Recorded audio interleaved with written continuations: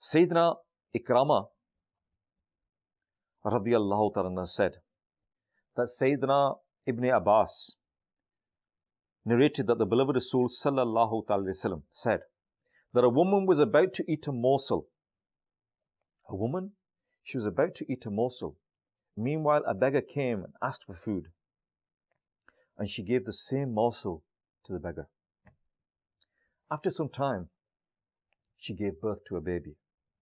When her child grew a little, a wolf took the child away. The woman ran after the wolf, calling out, "My son, my son." Allah Azza wa Jal then ordered an angel to go after the wolf and snatch the child from the wolf and handed it back to the mother. And this angel said to that child's mother, "Allah Azza wa Jal has sent salam to you and said that this morsel is in return for your morsel." The wolf was going to eat the child. The woman was going to eat the food. That food that she was about to eat, she gave it in the way of Allah Azza wa Jal.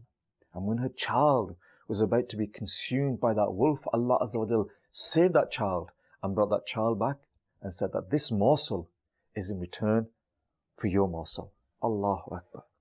Sayyidina Abu Huraira radiyallahu ta'ala has narrated that the beloved Rasul sallallahu ta'ala wasallam has said that there was a person before you who would take out baby birds from the nest every time. And the bird made a complaint against him to Allah Azza wa Jal. And Allah said, if he continues to do the same, he will be destroyed.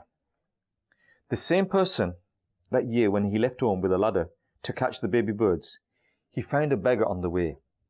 He gave the beggar a roti out of his provisions, and then he climbed up the tree and caught the baby birds. The parents of the baby birds were watching this scene. They humbly said in the court of Allah Azza wa Jal, "O Allah Almighty, you promised us that he will be destroyed this time, but he's going absolutely safe and sound." Allah Azza wa Jal says, "Do you not know that the person who gives something in sadaqah on any day, I do not destroy him that day, nor does any evil reach him that day." Allahu Akbar. Allahu Akbar. Again, if we have this mentality that if we spend in the way of Allah Azza wa Jal, then inshaAllah no calamity will befall us. So some people unfortunately have the habit of becoming lazy and stingy in giving sadaqah under the pretext of being poor, and start making complaints about this, that I haven't got enough money, I'm struggling, and we make all sorts of complaints. When it comes to any good deed, here we're talking about sadaqah, but when it comes to any good deed whatsoever, we have 1,001 excuses. We have the excuse book that we can open up and we can mention all the excuses that we have.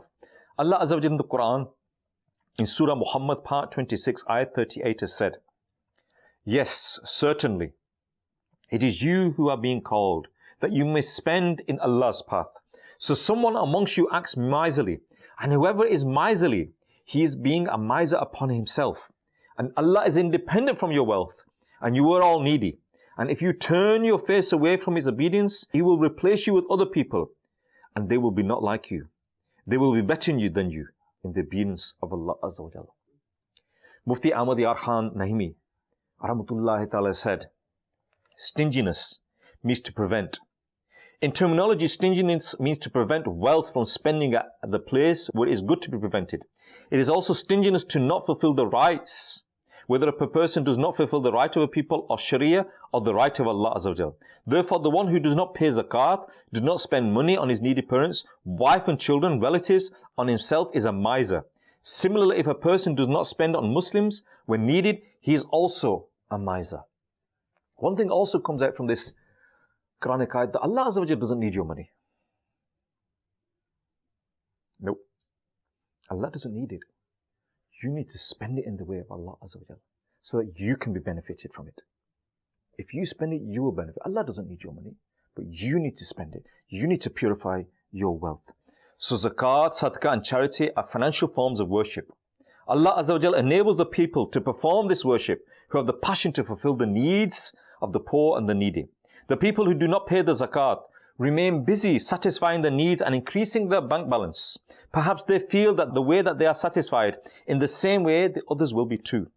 Stinginess, being stingy, viewers of Madani Channel, is a very dangerous disease.